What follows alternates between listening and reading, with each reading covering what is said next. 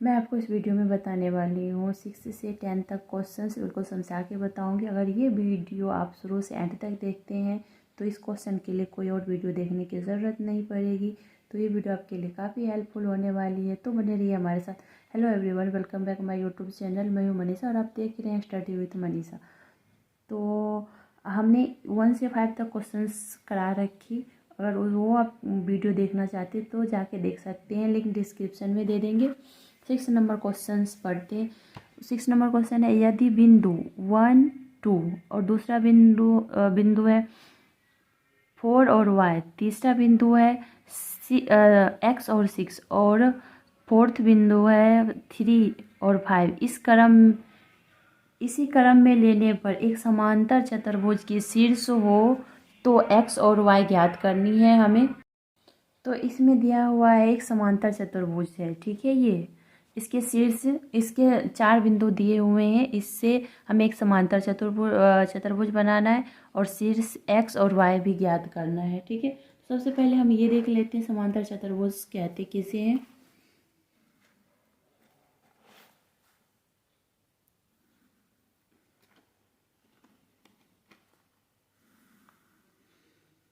ठीक है, इसका हम नाम रख सकते हैं ए बी। कोई ज़रूरी नहीं है कि आप ए बी सी ही रखें, इसमें ऐसा दिया भी नहीं है, आप अपने अकॉर्डिंग अपना नाम रख सकते हैं। समांतर चतुर्भुज किसे बोलते हैं? सबसे पहले जिस चतुर्भुज के आमने सामने की भुजाएं समांतर और बराबर हो, ठीक है। इस चतुर्भुज के समांतर चतुर्भुज आमने सामने की भुजाएं बराबर और समांतर होगी। जैसे ए बी के समांतर और बराबर सी डी है और ए डी के समांतर और बराबर बी सी होगा, ठीक है। तो इसे हम समांतर चतुर्भुज कहते हैं। और समांतर चतुर्भुज का विकर्ण समद्विभाजित करता है एक दूसरे को, ठीक है।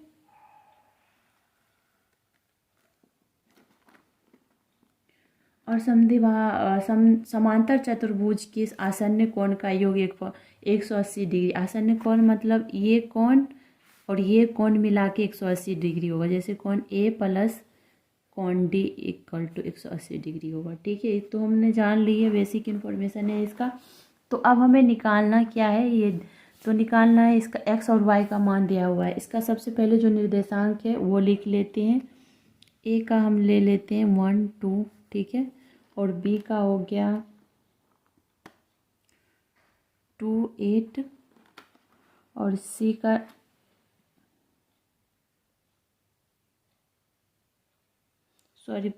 दूसरे का लिख 4 और y, ठीक है। और उसके बाद है सी का लेंगे x और 6 और डी का हो गया 3 और 5, ठीक है। तो यहाँ पे लिख सकते हैं माना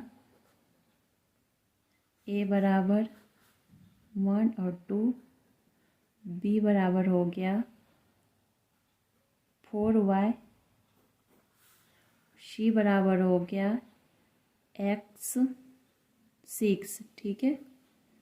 और d बराबर हो गया 3 और 5, ठीक है।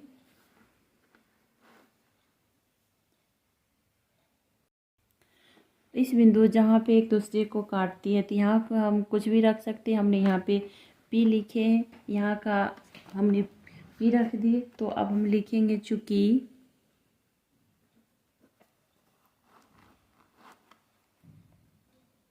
समांतर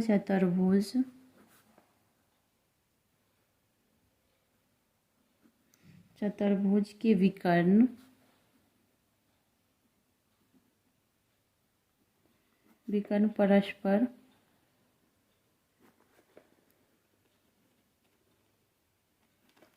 परस्पर बिंदु P पर समद्विभाजित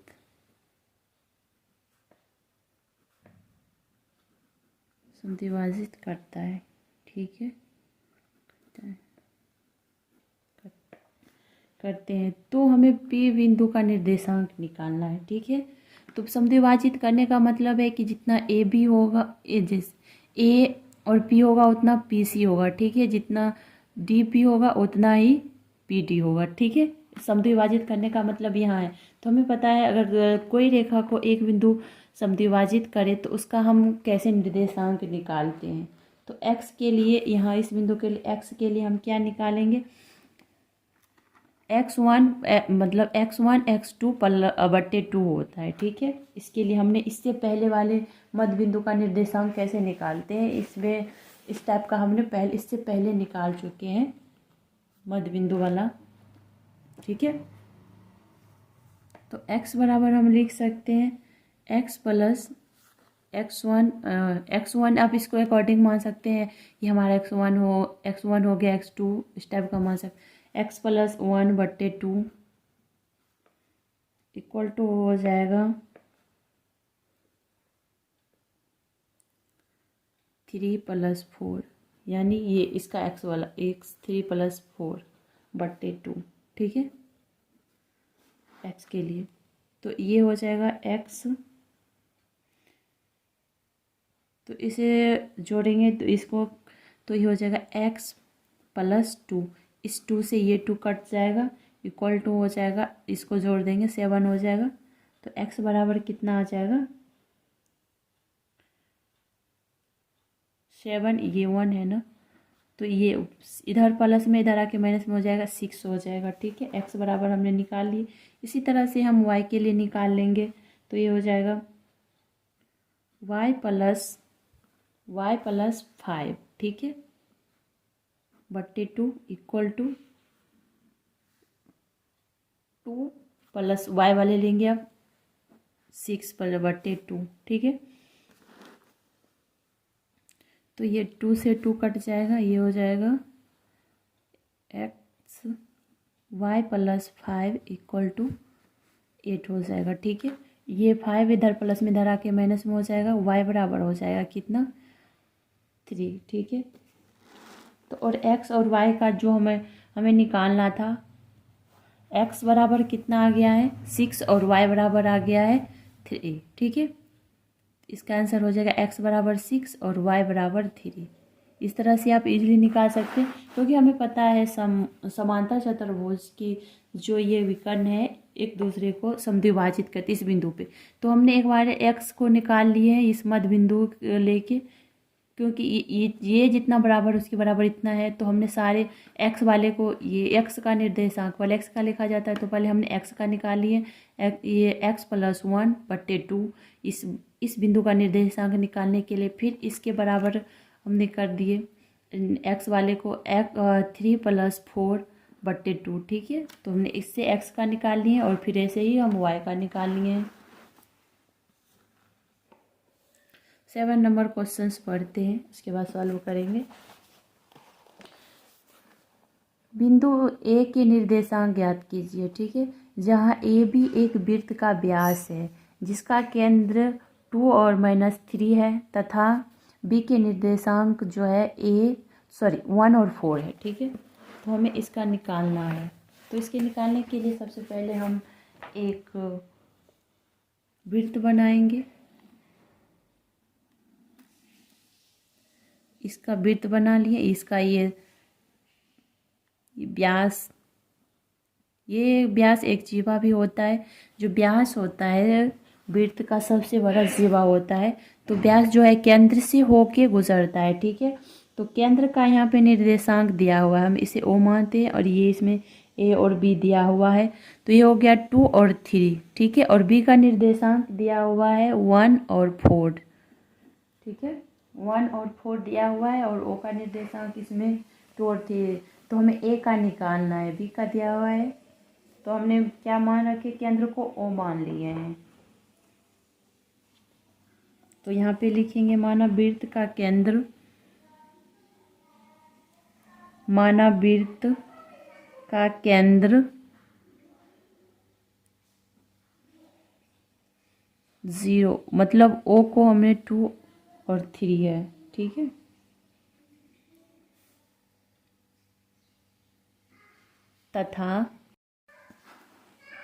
तथा बिंदु ए जो है हो जाएगा कितना x और y। ठीक है, और b कितना है 1 और 4 दिया हुआ है। यहाँ 1 और ये 4 है। तो हम इससे आगे लिखेंगे चूंकि वृत्त का केंद्र व्यास को समद्विभाजित, क्योंकि वृत्त का केंद्र जो है व्यास को समद्विभाजित करता है। ठीक है, जैसे देखिए आप यहाँ पे दिख रहा है ए और बी वृत्त का एक व्यास है। ठीक है, तो व्यास जो है हमेशा वृत्त का जो यहाँ केंद्र से होके गुजरता है। ठीक है, ये हो गया व्यास, और जो केंद्र है व्यास को 2 बराबर भागों में बांटेगा। ठीक है, ए और ओ बराबर हो जाएगा ओ और बी का। ठीक है, तो इससे हम मध्य बिंदु जैसे निकालना होता है तो हम लोग कैसे निकालते थे, तो उसे ही निकालेंगे। इसमें मध्य बिंदु दिया हुआ है, x के लिए 2 दिया हुआ है और y के लिए 3 दिया हुआ है। तो हम x का a के लिए हम निकालेंगे x के लिए। ठीक है, तो 2 इक्वल टू हो जाएगा x प्लस 1/2। ठीक है, तो इसे क्रॉस मल्टीप्लिकेशन करेंगे तो x प्लस 1 इक्वल टू हो जाएगा 4 और x बराबर हो जाएगा 3। ठीक है, ये प्लस में है 1, इधर आके माइनस में हो जाएगा 3 हो जाएगा, और y के लिए क्या हो जाएगा -3। ठीक है, तो ये हो जाएगा -3। यस, -3 यहाँ पे दिया हुआ है ना, हमने 3 सिर्फ लिखे थे। तो अब जहाँ देख रहे हैं -3 है, 3 यहाँ पे -3 के। छोटी छोटी बातों का ध्यान रखें, नहीं तो आंसर में आप एग्जाम हॉल में ध्यान नहीं दे पाएंगे और गलत हो जाएगा। तो इसीलिए छोटी छोटी बातों को ध्यान रखें।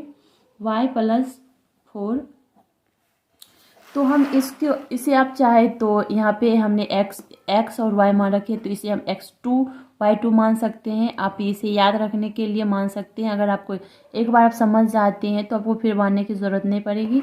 तो यहाँ पर x प्लस 4, ठीक है, लिख दिए, और ये फिर बट्टे में 2 हो जाएगा और ये -3।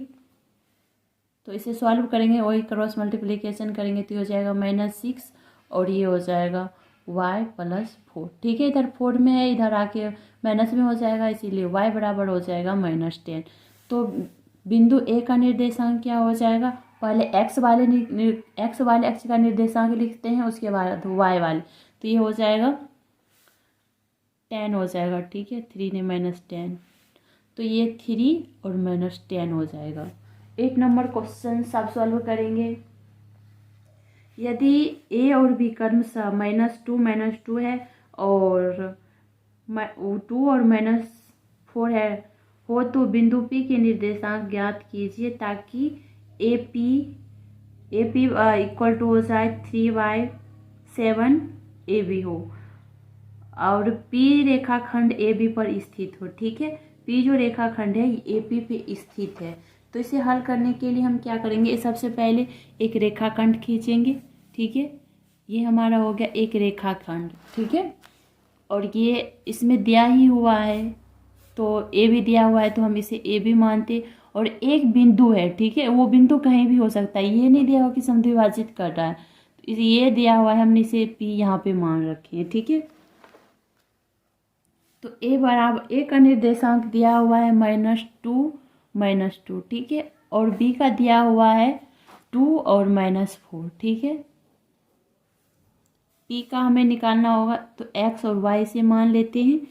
इसमें दिया हुआ है a बराबर दिया हुआ है -2 और -2। ठीक है, b बराबर हो गया 2 -4, और रेखाखंड AB को P बिंदु पर विभाजित करता है।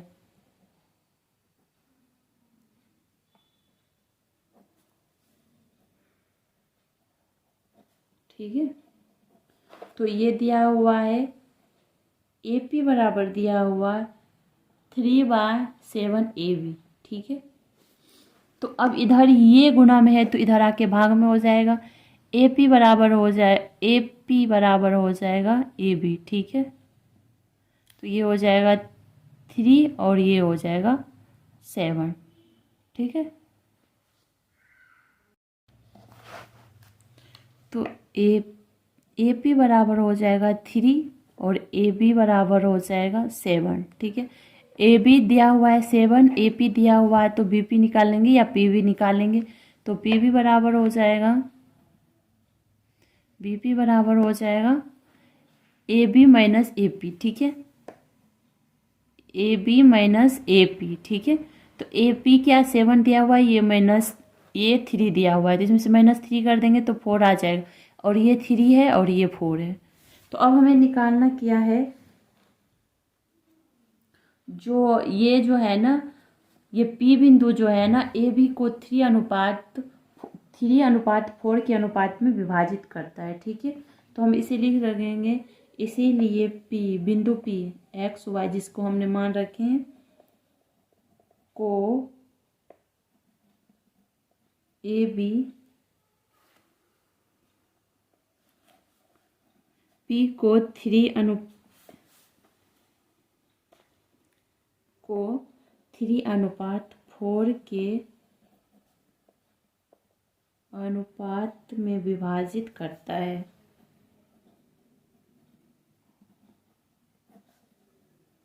ठीक है, यहाँ तक समझ गए होंगे।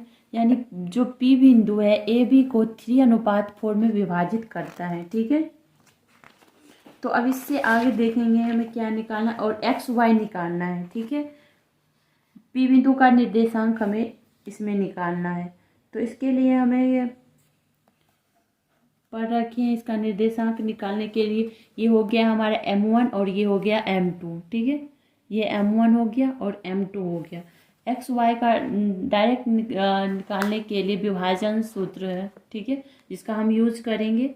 तो x और y इक्वल टू होता है m1x2 प्लस m2x2 बटे m1 प्लस m2। ठीक है, और y के लिए होता है m1 y2। ठीक है, plus m2 y2 m2 y1 m2 होगा तो वहाँ पे y1 हो जाएगा और उसके बाद हो जाएगा m1 प्लस m2।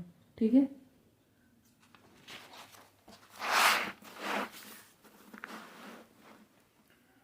तो m1 दिया हुआ है 3 × 2 हो जाएगा प्लस 4 × -2 3 × -4 m2 है प्लस 4 × -2। ये इसमें m1 दिया हुआ है 3 प्लस m2 4 है, 3 + 4। तो अब इसे सॉल्व करेंगे तो हो जाएगा ये 6 - 8 बट्टे 7 और ये हो जाएगा -12 -4 दूना 8। ठीक है, बट्टे 7। तो ये हो जाएगा -2 बट्टे 7 एक्स वाले ने एक्स का निर्देशांक और वाई का हो जाएगा -20 बट्टे 7। ये हो गया इसका आंसर। आप इस तरह से इसे इजीली सॉल्व कर सकते हैं। ये वीडियो आपके लिए थोड़ा भी हेल्पफुल हो और ये क्वेश्चन आपको समझ में आए तो लाइक शेयर एंड हमारे चैनल को सब्सक्राइब करें, ताकि हम कोई भी न्यू वीडियो अपलोड करते तो इसका नोटिफिकेशन आपको टाइम टू टाइम पहुंचते रहे। 9 नंबर क्वेश्चन सॉल्व करेंगे। तो 9 नंबर क्वेश्चन है बिंदु, इसमें 2 बिंदु दिया हुआ है। बिंदु ए है -2 और 2। ठीक है, और बी बिंदु के लिए है x का 2 और y वाले 8 है। को जोड़ने वाले रेखाखंड ए बी को 4 बराबर भागों में विभाजित करने वाले बिंदुओं के निर्देशांक ज्ञात कीजिए। ठीक है, तो इसमें हम सबसे पहले एक ए बी रेखा खींचेंगे। ठीक है, ये हमारा हो गया ए बी और इस रेखाखंड को 4 बराबर भागों में विभाजित करने वाली बिंदुओं के निर्देशांक ज्ञात करना है। ठीक है, यहाँ पे 3 बिंदु लेंगे जो इस रेखाखंड को 4 बराबर भागों में विभाजित करेगी। ठीक है,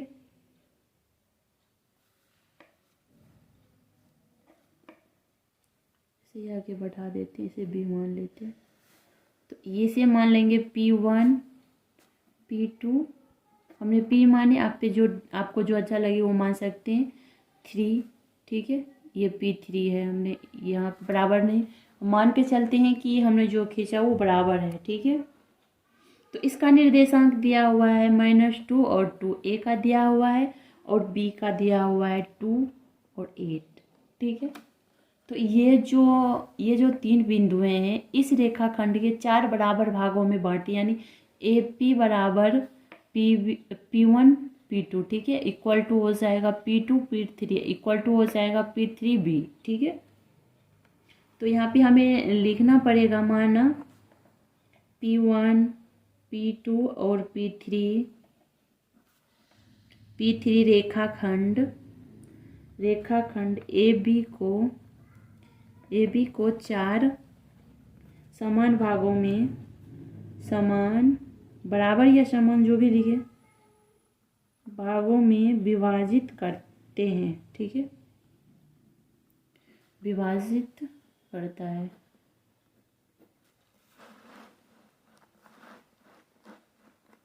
तो इसीलिए हो जाएगा AP1। ठीक है, equal to P1 P2 equal to P2 P3 equal to P3B। ठीक है, और जो है ये बिंदु देखिए आपको, तो ये बिंदु जो है P2 जो है ए बी को बराबर भागों में बांटती, यानी P1 यहाँ से भी ये 2 हिस्से में बराबर है, इसका भी 2 बराबर है। तो मुझे पता है मध्य बिंदु का निर्देशांक कैसे ज्ञात करना है। मध्य बिंदु का निर्देशांक ज्ञात करना इससे पहले वाले वीडियो में बता रखे हैं, अगर आप देखना चाहते तो जाके देख ले, लिंक डिस्क्रिप्शन में दे देंगे। ठीक है, तो इस बिंदु का निर्देशांक हम निकाल लेंगे। ठीक है, क्योंकि ये P2 जो बिंदु है ए बी को 2 बराबर भागों में बांटती है, इसीलिए हम इस मध्य बिंदु का निर्देशांक निकाल लेंगे। इसे लिख भी लेते हैं। अगर आप इस तरह से बनाएंगे तो आपको मैथ्स में फुल मार्क्स ला सकते।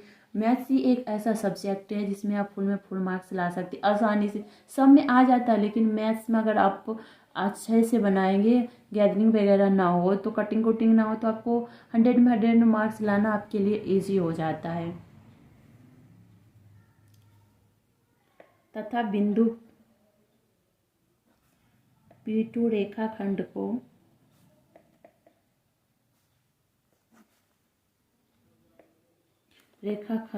का मध्य बिंदु है। ठीक है, मध्य बिंदु है, तो इसीलिए हम इसका निर्देशांक कैसे निकालेंगे। इसे हम x1 मान लेते हैं, इसे x1 और ये इसके लिए x2 हो जाएगा। ठीक है, तो इसका होता है x के लिए होता है x1 प्लस x2/2। ठीक है, तो +2 ये x2 हो जाएगा और ये x1। ठीक है, तो x2 के स्थान पे 2 प्लस माइनस x1 के स्थान पे -2/2, और y के लिए होगा y2 प्लस y1/2, तो 8 + 2/2। ठीक है,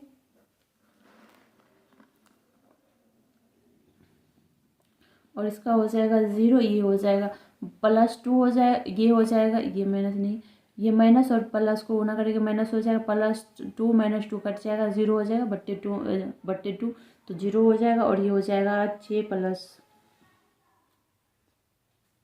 8 + 2 10 हो जाएगा, /2 भाग देंगे 5 हो जाएगा। इसका निर्देशांक आ गया कितना, 0 और 5। ठीक है, यानी ये जो बिंदु होगा इस अक्ष पे सिर्फ y पे ही होगा, क्योंकि y है, x अक्ष पे x 0 होता है, इसलिए 0 है। ठीक है, अब यहाँ से इस और इस बिंदु को देखते हैं, तो इस A और P2 के लिए P1 जो है इसका मध्य बिंदु हो गया, तो इसी तरह से हम निकाल लेंगे इसका भी निर्देशांक।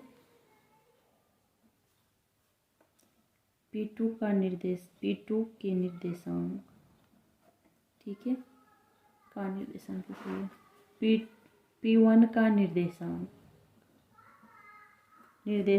ठीक है, इसी तरह से इसके लिए भी x2, ये इसके लिए x2 हो गया, ये तो x1 ही है। ठीक है, तो उसी तरह से हम निकाल लेंगे -2 + 0, x1 पहले लिखिए या x2 पहले लिखिए, इससे कोई फर्क नहीं पड़ता है इसमें। ठीक है, तो वहाँ पे डिपेंड करता है कि x1 पहले लिखते हैं या x2 लिखते हैं, +/2। तो ये हो जाएगा इसका, और निर्देशांक हो जाएगा -1 और 7/2।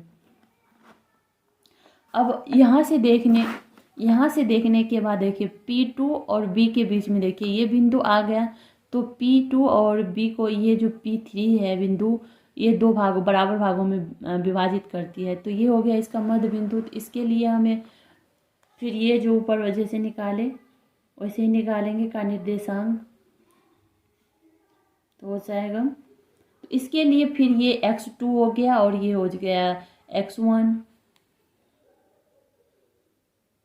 0/2/2 + 2/2, और y के लिए 5x y + y2 या y2 + y1। तो इसका निर्देशांक हो जाएगा 1/13/2, ठीक है। 8, 5, 13 दिख गया होगा आपको, ठीक है। तो इस तरह से आप इजीली सॉल्व कर सकते हैं। आप ऐसे जैसे हमने बनाए ऐसे और लिख के बनाते हैं, जो आपने कर रहे हैं उसे दिखाना पड़ता है, समझाना पड़ता है, तो आपको फुल में फुल मार्क्स ला सकते हैं।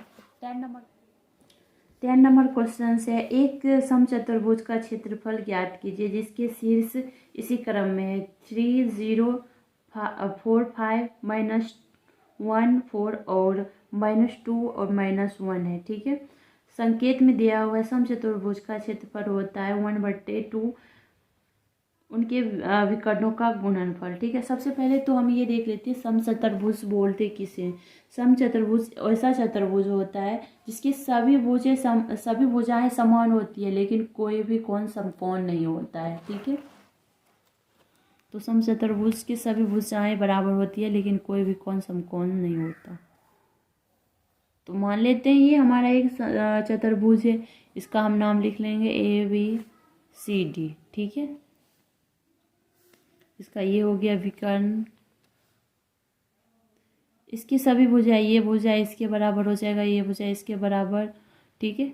ये इसके सारे भुजाएं आपस में बराबर होते हैं लेकिन इसके जो कोण होते हैं ये समकोण नहीं होता। तो ए का निर्देशांक हम मान लेते हैं 3 और 0, बी का निर्देशांक है 4, 5, ठीक है, और सी का निर्देशांक -1, 4 और डी का निर्देशांक -2, -1, ठीक है।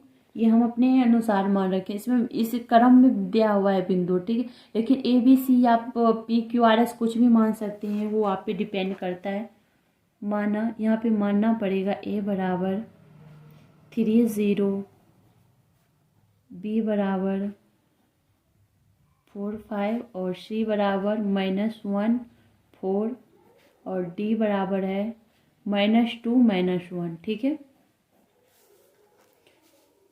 तो हम यहाँ पे जो इसका विकर्ण है AC है और BD है, ठीक है। चूंकि AC तथा BD चतुर्भुज का विकर्ण है, ठीक है।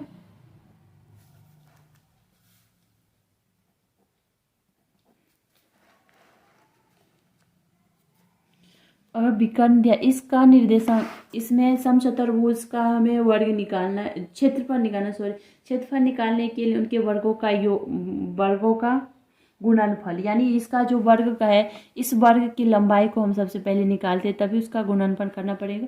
तो इसीलिए AC बराबर हम लिख रहे हैं, क्योंकि A और C का निर्देशांक दिया हुआ है, इसका दूरी हमें पता है, दूरी सूत्र से निकालना पड़ेगा।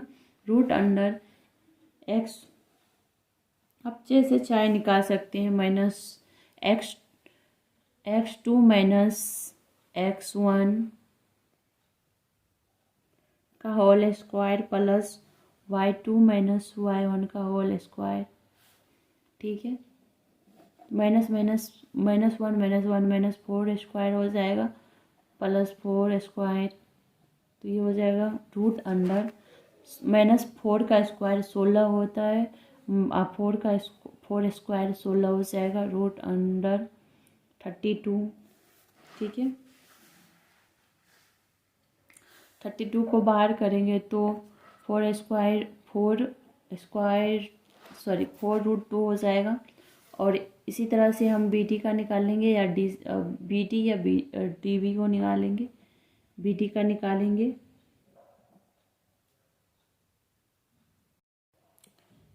हो जाएगा √(-2 - 4x2 - x1 का होल स्क्वायर। इसके लिए x1 ये हो जाएगा। अगर ए बी और डी लेते हैं तो या डी और बी लेंगे तो बी और डी लेंगे तो x1 इसको मान लेंगे और x2 इसको, और डी और बी लेंगे तो x1 इसको मान लेंगे, x2 इसको मान लेंगे। ठीक है, फर्क कुछ नहीं पड़ेगा, ये आप पे डिपेंड करता है कि आप किसको क्या मानते हैं। -1 - 5 का होल स्क्वायर, तो इसका हो जाएगा -2 + -4 तो -6 होगा। 6 स्क्वायर 36 होता है, प्लस क्योंकि माइनस को 2 बार गुना करते हैं तो वो प्लस ही हो जाता है। ठीक है, इसमें ये भी हो जाएगा -6 तो ये भी 36 हो जाएगा। √72 हो जाएगा और इसे रूट से 12 करेंगे 6√2 हो जाएगा। ठीक है, हमने दोनों भी कर्व निकाल लिए हैं और अब समचतुर्भुज का क्षेत्रफल निकालना है।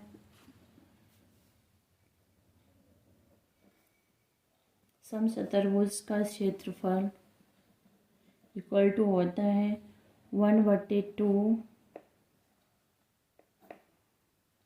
गुणे विकर्ण होता है। ठीक है,